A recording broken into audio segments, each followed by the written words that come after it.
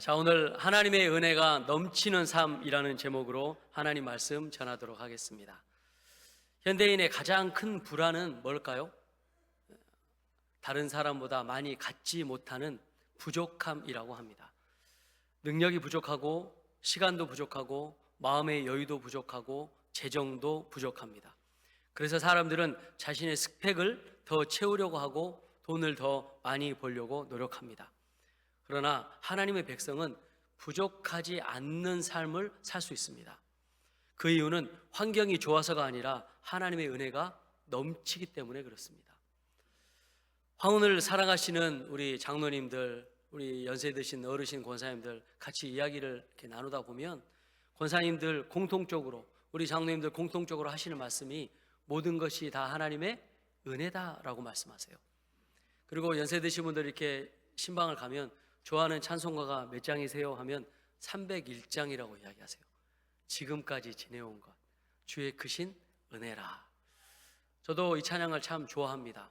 그리고 점점 저도 나이가 들어갈수록 이 찬양이 더 은혜가 되는 것 같습니다. 이렇게 이 귀한 분들이 이렇게 고백하시는 이유는 하나님의 은혜로 인생의 시련도 통과하시고 고난도 통과하시고 두려움도 이겨낸 경험이 있으시기 때문에 그렇게 하시는 것 같습니다. 오늘 본문은 은혜란 무엇인가를 잘 설명해 주는 말씀입니다.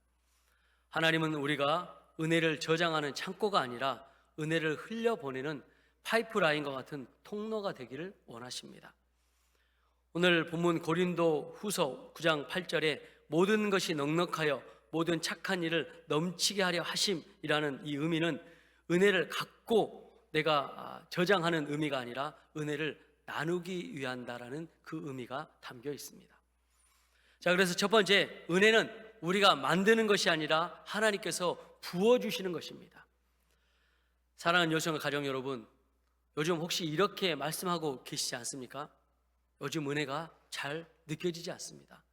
요즘 은혜를 잘 받을 수가 없습니다. 그런데 성경은 은혜를 사람의 감정이나 컨디션으로 설명하지 않습니다. 은혜는 하나님께서 부어주시는 것입니다. 은혜는 그래서 하나님으로부터 시작됩니다. 하나님이 능히 모든 은혜를 너희에게 넘치게 하시나니 라는 말씀처럼 은혜의 출발점은 언제나 하나님입니다. 사람이 결단해서 얻는 것도 아닙니다. 사람의 노력의 결과로 은혜를 받는 것도 아닙니다. 신앙생활을 잘해서 받는 보상도 아닙니다. 은혜는 하나님이 능히 주시는 선물입니다. 선물을 주고자 하는 사람의 의지에 달려있지 받는 사람의 의지로 선물을 받는 것이 아닙니다. 여기서 능이라고 하는 표현은 하나님의 은혜가 한계가 없고 상황에 좌우되지 않고 우리가 예상하는 범위를 넘어선다는 뜻입니다. 또 우리는 이렇게 말하기도 합니다. 이런 상황에서 은혜를 기대하기는 어렵다. 그러나 하나님은 상황을 기준으로 해서 우리에게 부어주실 은혜를 계산하는 분이 아닙니다. 오늘 본문에서도 사도 바울은 분명히 말합니다. 하나님이 능히 모든 은혜를 너희에게 넘치게 하신다. 은혜는 우리가 애써서 만들어내는 결과물이 아닙니다. 말씀드린 대로 은혜는 하나님으로부터 시작됩니다. 그럼 우리의 자세는 어떻게 해야 될까요? 우리는 사모하는 마음만 가지면 돼요. 은혜는 하나님께서 부어주시는 거예요. 아무리 농부가 열심히 일을 하고 부지런해도 비를 만들 수는 없습니다. 농부는 밭을 갈고 씨를 뿌릴 뿐이지 비는 하늘에서 내리는 거예요. 은혜도 마찬가지입니다. 우리가 기도하고 예배하고 말씀 앞에 서는 이유는 우리를 통해서 우리가 은혜를 만들어가는 것이 아니라 은혜를 받을 자리에 나아가기 위해서 그렇습니다. 그래서 우리는 은혜를 사모하기만 하면 됩니다. 내 삶의 은혜가 메말라 갈 때 내가 뭘 잘못했지? 라고 묻는 것이 아니라 나는 지금 은혜의 자리에 사모하는 마음으로 앉아 있는가? 이게 굉장히 중요합니다. 다시 말씀드리지만 은혜는 하나님께서 주시는 선물입니다. 자, 두 번째, 은혜가 넘치면 삶이 넉넉해집니다. 본문은 은혜의 결과를 분명하게 보여줍니다. 모든 일에 항상 모든 것이 넉넉하여. 은혜는 상황을 먼저 바꾸지 않습니다. 사람의 마음을 바꿉니다. 넉넉함은 통장의 잔고에서 시작되지 않습니다. 넉넉함은 하나님을 향한 신뢰에서 나옵니다. 그래서 은혜는 부족함을 채우는 것이 아니라 만족감을 깨닫는 것입니다. 모든 일에 항상 모든 것이 넉넉하여라는 말씀은 이 말씀에 보면 모든이라는 말이 반복이 되고 있어요. 모든 일에 항상 모든 것이, 이 말은 특정 순간의 은혜가 아니라 삶 전체를 덮는 은혜를 말씀하고 있습니다. 여기서 넉넉하다라는 표현은 내가 많이 가졌다라는 뜻이 아니라 자족하다, 만족하다라는 의미입니다. 그래서 은혜는 환경을 바꾸기보다 사람의 마음을 흔들리지 않게 만듭니다. 바울의 인생을 한번 생각해 보십시오. 복음을 전하다가 감옥에 갇혔을 때, 감옥에 갇혔다고 해서 이 사도 바울의 은혜를 막지 못했습니다. 또 복음을 전하다가 여러 가지 어려움과 궁핍이 찾아올 때 이 궁핍 때문에 복음이 멈추지 않았습니다. 풍부에도 처할 줄 알고 비천에 처할 줄도 알고 궁핍에 처할 줄도 알고, 그러나 이 모든 일체의 비결을 배웠다라고 고백합니다. 이처럼 은혜가 있는 사람은 가진 것이 많아서 교만하지 않고 적어도 무너지지 않는 것입니다. 환경에 영향을 받지 않는다는 것입니다. 이스라엘 백성이 광야에서 만나를 거둘 때 식구들이 많으면 많이 거두겠죠. 적으면 적게 거두겠죠. 적게 거둔 사람도 많이 거둔 사람도 그러나 모두 배부르게 먹었습니다. 이 은혜의 세계에서는 경쟁이 없습니다. 비교도 없습니다. 내게 필요한 만큼이면 충분하다는 만족이 있을 뿐입니다. 제가 SNS를 안 합니다. 저는 이제 카톡 정도 하는데요, 인스타그램, 페이스북 안 해요. 원래는 있는데 제가 계정도 있어요. 근데 하진 않아요. 혹시 저한테 이렇게 팔로우 시청했는데 제가 수락하지 않는다고 상처받지 마십시오. 저는 페이스북도 안 하고 인스타도 안 합니다. 안 한 이유가 뭐냐면, 제가 다른 사람보다 조금 더 나은 상황에 대해서 올리면 다른 사람에게 상대적 박탈감을 줄 수 있고, 또 제가 교만해질 수 있다는 것이죠. 이제 호주에서는 16세 전까지는 이 SNS 할 수 없죠. 법으로 정해졌습니다. 왜냐하면 아이들이 활동하지 않고 계속 핸드폰만 붙잡고 있는 거예요. 그러면서 나는 왜 저 친구처럼 행복하지 못할까? 나는 왜 많이 가지지 못할까? 그러면서 우울감에 빠진대요. 생각보다 이 어린 학생들이 우울감이 심하다는 거죠. 그래서 이제 이게 잘 모범적으로 시행이 되면 다른 유럽의 나라들로 하려고 준비하고 있다는 것입니다. 전 좋다고 생각해요. 물론 여러분의 삶을 일상에 올리는 게 행복일 수 있어요. 근데 그 행복으로 만족하면 되는데 만족이 안 되는 거죠. 저 사람이 나보다 더 좋은 옷, 맛있는 음식을 먹으면 나도 가야 된다라는 생각을 하는 거죠. 여러분, 여수가 얼마나 좋은 도시인지 여기서 사시니까 잘 모르시죠? 지금은요, 다른 도시는, 특별히 저 강원도는 지금 눈이 많이 와가지고 난리가 났어요. 눈이 얼마큼 온 줄 아세요? 3m까지 온대요. 그래서 저하고 같이 사역했던 부목사님이 강원도 쪽으로 담임 목사 나갔는데 산일 한 장이 올라왔어요. 카톡을 보냈는데 교회 꼭대기에 있는 거예요. 지붕 위에 앉아 있어요. 그래서 어떻게 지붕 위에 앉아 있냐니까 눈이 너무 많이 와서 눈을 딛고 올라가서 교회 지붕으로 올라갈 수 있대요. 근데 우리 눈이 안 오잖아요. 얼마나 좋습니까? 눈이 안 와서 불만이죠. 그러니까 사람은 만족이 없는 거예요. 인스타나 페이스북 하면 내가 많이 가지면 교만해질 수 있고, 내가 없으면 상대적 박탈감을 가질 수 있다는 거죠. 그런데 교회 안에서 은혜는요, 비교할 필요도 없고 교만할 필요도 없다는 것입니다. 내게 필요한 만큼이면 충분하다는 만족감이 있다는 것입니다. 오늘 우리의 삶을 괴롭히는 것은 실제로 부족함보다 부족하다고 느끼는 마음입니다. 다른 사람과 비교해서 부족하면 비참하다고 생각하고 넘치면 교만해집니다.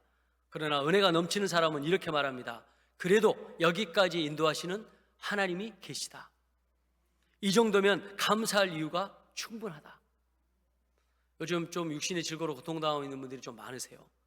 그래서 병원 신방을 가면 그분이 그렇게 이야기해요. 목사님, 제 다리가 빨리 나아서 저 성가대 다시 서고 싶어요. 그래서 막 글썽글썽 하시는 거예요. 그리고 어떤 분은 내가 빨리 회복이 돼서 다시 예배 자리에 마음껏 예배드리고 싶다고 하면서 우시는 분도 계시고, 그분들을 보면 얼마나 우리는 감사합니까? 감사한 마음만 갖는 것이 아니라 우리가 그렇게 육신의 연약함으로 고통당하고 있는 분들을 위해서 또 우리가 기도하는 것입니다. 저는 지금 가진 것이 없어서 스스로 포기하며 자족하자는 뜻으로 이렇게 말씀드리는 것이 아닙니다. 어떠한 상황에서도 하나님의 은혜로 만족해야 한다는 것을 말씀드리고 있는 것입니다. 그렇게 되면 내가 있는 상황에서 하나님의 은혜를 더 붙잡고 나아갈 수 있습니다. 그리고 내 마음대로 살지 않고 하나님께 기도하며 하나님 말씀을 받으며 그 말씀과 기도로 승리하는 삶을 살 수 있는 것입니다. 이것이 진정한 행복입니다. 하나님의 은혜는 충분하다는, 하나님의 은혜이면 충분하다는 믿음이 저와 여러분 가운데 함께 하시길 주님의 이름으로 축원합니다. 자, 세 번째는 은혜가 넘치는 삶은 흘러가는 삶입니다. 앞서 말씀드린 대로 은혜는 내가 저장하는 것이 아니라 흘려보내는 통로로 우리가 사용되는 것입니다. 모든 착한 일을 넘치게 하려 하심이라 라는 말씀처럼 은혜는 삶을 선하게 만듭니다. 그리고 은혜의 최종 목적은 편안한 삶이 아니라 선한 삶입니다. 다른 사람에게 영향력을 나타내는 선한 삶입니다. 이 하나님의 은혜는 우리를 가만히 두지 않습니다. 우리가 은혜 받으면 상처 입은 사람의 마음을 가서 치유하고, 또 나만 생각하는 좁아진 이 시선을 넓히고, 또 나만 생각하고 살던 인생을 이웃을 향한 인생으로 바꿉니다. 중요한 것은 이것입니다. 선한 일을 해서 은혜를 받는 것이 아니라 은혜를 받은 사람이 선한 일을 하게 되는 것입니다. 그래서 은혜는 우리의 삶의 방향을 바꾸어 놓는 능력이 되는 것입니다. 하나님께서 우리에게 은혜를 넘치게 주시는 목적은 분명합니다. 모든 착한 일을 넘치게 하려 하심이라. 그래서 은혜는 쌓아두는 것이 아닙니다. 은혜는 흘려보내라고 주신 것입니다. 내가 은혜를 받았으면 하나님 앞에 은혜는 흘려보내는 것입니다. 저희도 선교단체에 있을 때 이 플로잉이라고 하는 훈련을 받았어요. 그래서 내 식물을 전도서에 보면 강물에 흘려보내는 거예요. 그러면 이 식물이 꼭 필요한 사람을 누가 이 음식을 공급받는 거죠. 그래서 이걸 흐르다, 플로잉이라는 단어를 씁니다. 저와 우리 아내도 살면서 우리가 원하는 거, 필요한 거 기도하죠. 공급받아야 되니까요. 그러나 우리가 원하지 않는데 우리에게 어떤 물건이나 어떤 제품이나 어떤 재정이, 돈이 들어오면 우리가 가지고 있어요. 그리고 기도하다가 이분의 감동이 되면 그분에게 드려야 되겠다, 감동이 되면 우리가 섬기는 거예요. 잘 섬기는 거죠. 왜냐하면 섬기면 하나님께서 은혜를 더 부어주시기 때문에 그렇습니다. 그래서 꽉 잡고 있으려고 하지 않아요. 손을 펴고 계속 섬기는 거예요. 근데 놀라운 건 섬기는 자가 복을 받습니다. 할렐루야. 섬기는 자가 복을 받습니다. 저는 간증이 하나 있습니다. 제가 목회하면서, 예산에서 목회할 때 그 교회를 부임해 보니까 교회가 리모델링 할 게 한두 가지가 아닌가. 본당에서도 물이 떨어지고, 비가 오면 교육관 밑에 지하는 말할 것도 없고, 그래서 비가 오면 우리가 바로 이제 교회 옆에 사택에 살았는데 이 비를 받을 수 있는 모든 이 바가지, 또 이런 그릇 다 가져와서 다 받쳐놓는 거예요. 비가 떨어지면 받아야 되니까요. 그런데 이제 부임해서 계속 기도하고 교회가 부흥되기 시작을 합니다. 근데 하나님께서 저에게 거룩한 부담감을 주시는 거예요. 해외교회를 세워야 된다고. 근데 상식적으로 생각해 보십시오. 우리 교회가 비가 막 이렇게 뚝뚝 떨어져서 죄송합니다. 팟캐스트가 표준어로 뭐예요? 양동이, 그죠? 지금 좋으시는 분이 있어서 물어보는 겁니다. 그래서 양동이를 다 바쳐야 되는 거예요, 이렇게. 우리 교회가 물이 새는데 해외 교회를 세운다? 이게 상식적으로 이해가 되십니까? 그러니까 계속 하나님 앞에, 하나님, 우리 교회가 먼저 아닙니까? 계속 제가 막 기도했던 것 같아요. 그러다 어느 순간 하나님께서 말씀하시는 거예요. 내가 책임져 주겠다는데 왜 그러냐고. 그래서 제가 용기를 내서 우리 장로님들한테 말씀드렸어요. 그때 이제 세 분의 장로님이 그러면 그런 응답이 오면 하자고, 그렇게 선뜻 이야기하시는 거예요. 그래서 기도하다가 인도에 있는 교회하고 연결이 됐어요.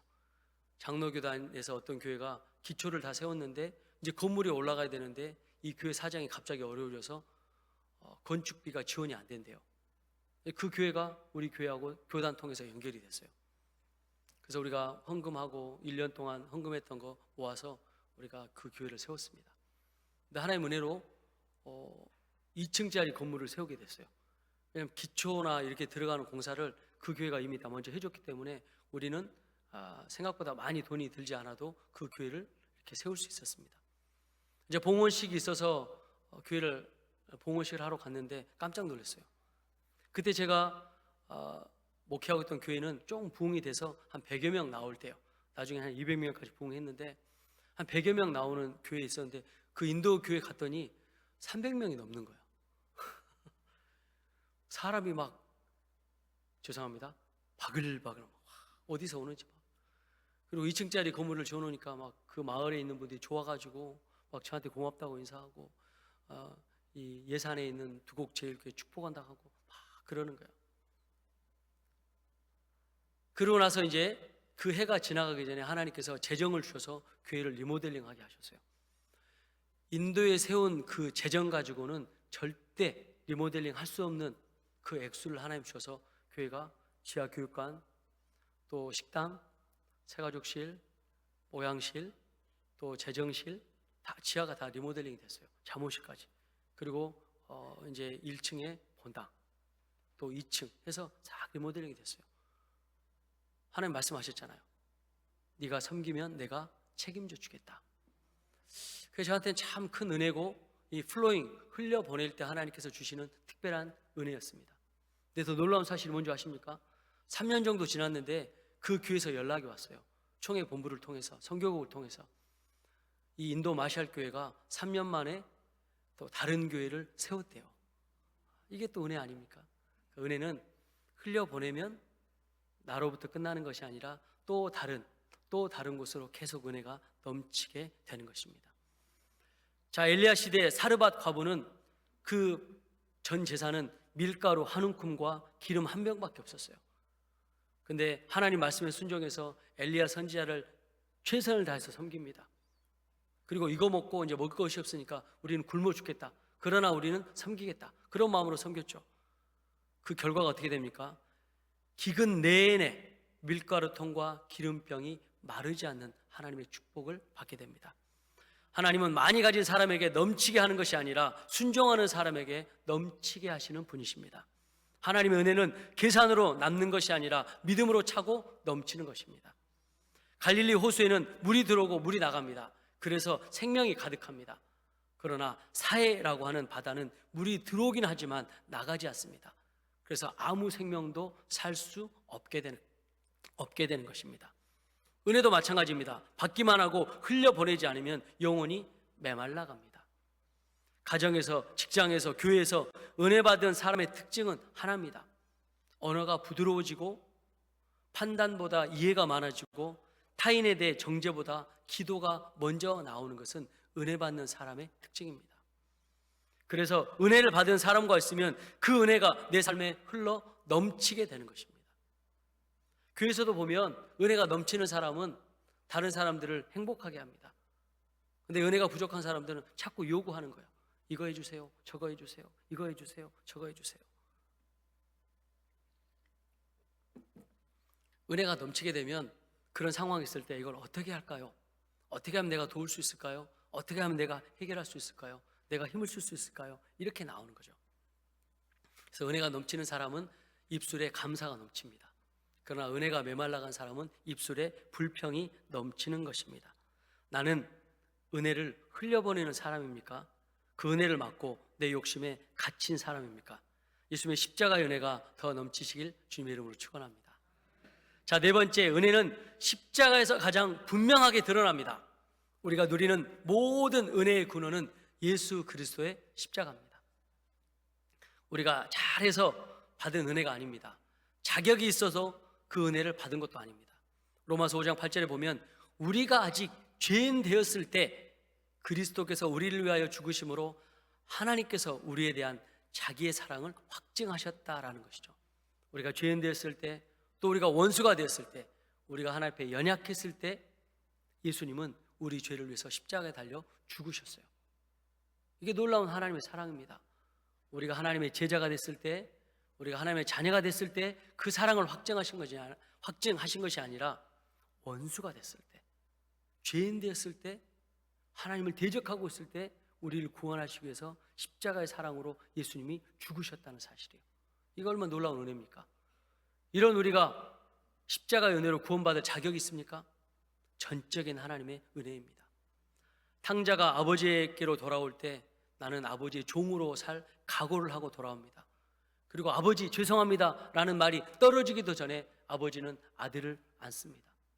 입 맞추고 옷을 새로 입히고 신발을 신기고 손가락에 인장반지를 끼고 신분을 회복시켜 주십니다.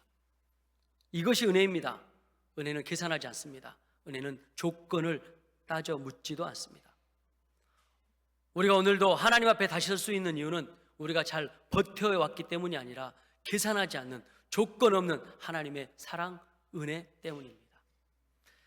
다섯 번째, 은혜가 넘치는 삶은 선을 행하는 삶입니다.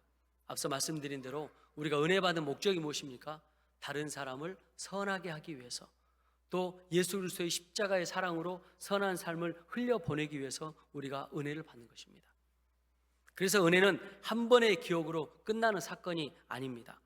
매일 누려야 될 생명력입니다. 그래서 우리는 이렇게 기도해야 됩니다. 주님, 오늘도 은혜 없이는 살 수 없습니다. 오늘 내 말과 태도가 하나님의 은혜에서 나가게 하여 주옵소서.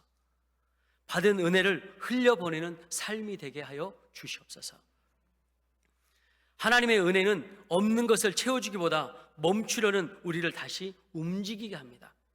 은혜가 넘치는 삶이란 많이 가진 삶이 아니라 계속 선을 행할 수 있는 삶입니다. 그런 면에서 우리 요성결 교회는 굉장히 은혜가 넘치는 교회입니다. 제가 여기 와서 목회하는데 보니까 목적 헌금을 그렇게 많이 하세요. 또 성경 헌금도 많이 하세요. 하나님, 내가 교회를 위해서 뭘 섬길 수 있을까요? 이런 기도의 태도, 이런 섬김의 태도, 은혜를 흘려보내는 태도가 있기 때문에 강대상에서 목회자가 이게 좀 준비하면 좋겠습니다 라는 말이 떨어지자마자 목사님 제가 할게요 헌신하는 분들이 너무나 많으세요. 이거는 은혜가 흘러가고 있다라는 증거입니다. 올해도 목적헌금이 정말 많이 나왔습니다. 그리고 그 목적헌금을 통해서 교회가 이렇게 아름답게 준비가 되고 또 다른 분들을 섬길 수 있는 기회가 참 많았습니다. 그래서 우리 교회는 은혜가 넘치는 교회입니다. 우리 옆에 있는 분들에게 인사할까요? 우리 교회는 은혜가 넘칩니다. 한 번 더 인사하겠습니다. 당신도 은혜가 넘칩니다. 이렇게 은혜로 사는 사람은 특징이 있습니다. 불안보다 불평보다 감사가 많은 사람입니다. 은혜를 아는 사람은 없는 것보다 이미 받은 것을 보게 됩니다. 또 비교보다 평안이 많아집니다. 은혜는 사람이 세우는 기준에서 나를 자유롭게 합니다. 우리는 하나님 나라 가치대로 사는 사람입니다. 우리는 세상의 가치대로 사는 사람이 아닙니다. 우리는 하나님 나라 가치대로 살아갈 때 비교가 아닌 평안 가운데 스스로 만족할 수 있는 자족함을 누리게 됩니다. 또 움켜짐보다 나눔의 삶을 준비합니다. 은혜는 움켜질 때보다 펴서 다른 사람과 나눌 때 더 커지게 되는 것이죠. 사랑하는 열성의 가정 여러분, 오늘 본문 고린도후서 9장 8절은 우리에게 이렇게 말하고 있습니다. 하나님은 은혜를 통해 우리를 부자로 만들기보다 은혜만 있으면 충분한 사람으로 만든다. 환경이 흔들릴수록 은혜 가운데 사는 사람은 더욱더 분명하게 굳건히 하나님 앞에 설 수 있습니다. 오늘도 하나님은 우리가 쓰러지지 않도록 필요한 모든 은혜를 이미 준비하고 계십니다. 은혜가 넘치는 삶은 문제가 없는 삶이 아닙니다. 눈물이 없는 삶도 아닙니다. 그러나 은혜가 넘치는 삶은 넘어져도 다시 일어나고 원망 대신 감사가 있고 절망 속에서도 소망을 선택하는 삶입니다. 오늘도 하나님께서 우리에게 이렇게 말씀하십니다. 내 은혜가 내게 족하도다. 은혜로 충분한 인생, 은혜로 넉넉한 하루, 은혜로 선한 방향을 걷는 믿음의 삶 되시기 바랍니다. 은혜를 구하며 사는 삶, 은혜를 흘려보내는 삶, 은혜가 넘쳐서 주변을 살리는 삶이 우리 사랑하는 여성들 가족들의 삶 되시길 주님 이름으로 축원합니다. 기도하겠습니다.